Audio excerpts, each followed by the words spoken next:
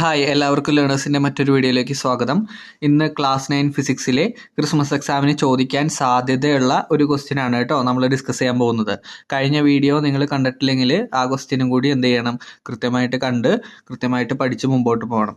So ഇന്ന് നമ്മൾ നോക്കുന്ന ക്വസ്റ്റ്യൻ ഈ ഒരു ക്വസ്റ്റ്യൻ ആണ് കേട്ടോ. നമുക്ക് ചോദിക്കാൻ സാധ്യത ഉള്ളൊരു ക്വസ്റ്റ്യൻ ആണ്. നിങ്ങൾക്ക് ഇവിടെ കാണാം രണ്ട് ചിത്രങ്ങൾ, ഫസ്റ്റ് ചിത്രം അതുപോലെ തന്നെ രണ്ടാമത്തെ ചിത്രം. Name the devices in the figure. ഈ ഒരു ഫിഗറിൽ നൽകിയിരിക്കുന്ന ഡിവൈസുകളെ കുറിച്ചിട്ടാണ് ചോദിച്ചിരിക്കുന്നത്. വളരെ സിമ്പിളായിട്ട് എല്ലാ കുട്ടികൾക്കും സിമ്പിളായിട്ട് അറ്റൻഡ് ചെയ്യാൻ പറ്റുന്നൊരു ടൈപ്പ് ഓഫ് ക്വസ്റ്റ്യൻ ആണിത്. ആദ്യത്തെ ചിത്രം എന്ന് പറയുന്നത് നിങ്ങൾക്കറിയാം കോമൺ ബാലൻസ് ആണ് അല്ലേ, കോമൺ ബാലൻസ്. അപ്പോൾ എന്ത് ചെയ്യണം, എ എന്ന് പറയുന്ന ചിത്രം കോമൺ ബാലൻസ് ആണെന്ന കാര്യം നിങ്ങൾ എഴുതി വയ്ക്കുക. അതുപോലെ രണ്ടാമത്തെ ചിത്രം എന്ന് പറയുന്നത് സ്പ്രിംഗ് ബാലൻസ് ആണ് അല്ലേ, സ്പ്രിംഗ് ബാലൻസ്. അപ്പോൾ രണ്ടാമത്തെ ചിത്രം സ്പ്രിംഗ് ബാലൻസ് എന്നുള്ള കാര്യവും എന്ത് ചെയ്യുക, കൃത്യമായിട്ട് നിങ്ങൾ ഓർത്തു വയ്ക്കുക കേട്ടോ. സോ ആദ്യത്തേത് കോമൺ ബാലൻസ്, രണ്ടാമത്തേത് സ്പ്രിംഗ് ബാലൻസ്. പലതവണയായിട്ട് പ്രീവിയസ് ഇയർ ക്വസ്റ്റ്യൻ പേപ്പറുകൾ എടുത്ത് നോക്കിക്കഴിഞ്ഞാൽ നിങ്ങൾക്ക് കാണാൻ വേണ്ടി പറ്റും ഈ ഒരു ക്വസ്റ്റ്യൻ. സോ ഫസ്റ്റ് ക്വസ്റ്റ്യൻ നമ്മൾ കംപ്ലീറ്റ് ചെയ്ത് കഴിഞ്ഞു.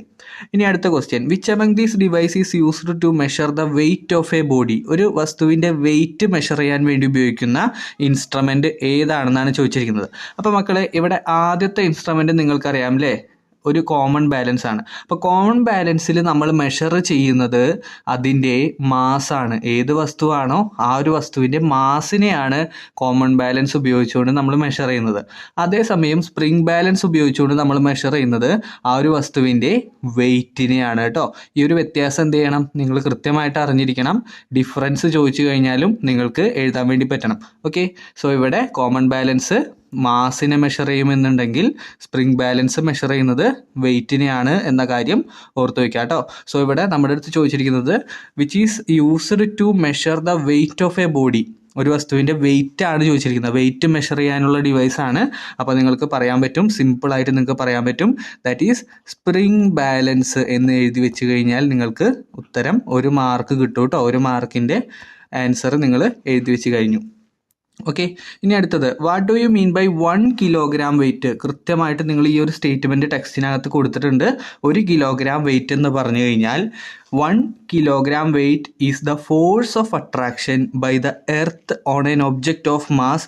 1 കിലോഗ്രാം മാസുള്ളൊരു വസ്തുവിൽ എർത്ത് കൊടുക്കുന്ന ഫോഴ്സ് ഓഫ് അട്രാക്ഷനെയാണ് മക്കൾ എന്ത് പറയുക, 1 കിലോഗ്രാം വെയിറ്റ് എന്ന് പറയുക. അപ്പോൾ ഈ ഒരു ചോദ്യം നിങ്ങൾ സ്പെസിഫിക് ആയിട്ട് എടുത്ത് പഠിക്കണം. കാരണം 1-2 തവണ ഈ ഒരു ക്വസ്റ്റ്യൻ തന്നെ റിപ്പീറ്റ് ചെയ്ത് ചോദിച്ചിട്ടുണ്ട്. ഓക്കെ, സോ ഈ ഒരു ചിത്രം നിങ്ങൾ മനസ്സിൽ ഓർപ്പിച്ച് വയ്ക്കുക. നാളത്തെ പരീക്ഷയ്ക്ക് ഒരുപക്ഷെ ഇത് ചോദിച്ചു കഴിഞ്ഞാൽ നിങ്ങൾ എന്ത് ചെയ്യണം, കൃത്യമായിട്ട് എഴുതണം. കോമൺ ബാലൻസ്, അതുപോലെ spring balance. Common balance mass measure ചെയ്യാൻ, സ്പ്രിംഗ് ബാലൻസ് വെയിറ്റ് മെഷർ ചെയ്യാൻ. ഇനി അതുപോലെ തന്നെ അവർ ചോദിക്കും 1 കിലോഗ്രാം വെയിറ്റ് എന്ന് പറഞ്ഞു കഴിഞ്ഞാൽ force of attraction by the earth on an object of mass 1 kilogram എന്ന് നിങ്ങൾ എഴുതി വെച്ച് കഴിഞ്ഞാൽ നിങ്ങൾക്ക് 3 മാർക്ക് സിമ്പിളായിട്ട് കിട്ടുന്നതായിരിക്കും കേട്ടോ. സോ കൃത്യമായിട്ട് പഠിക്കുക. കൂടുതൽ ക്വസ്റ്റ്യൻസിനായിട്ട് നിങ്ങൾ ചാനൽ മറക്കാതെ സബ്സ്ക്രൈബ് ചെയ്യുക. നിങ്ങളുടെ ഫ്രണ്ട്സിലേക്ക് പരമാവധി ഷെയർ ചെയ്ത് കൊടുക്കാനായിട്ട് ശ്രമിക്കുക. സോ നമുക്ക് മറ്റൊരു വീഡിയോയിൽ കാണാം. അതുവരേക്കും ബൈ.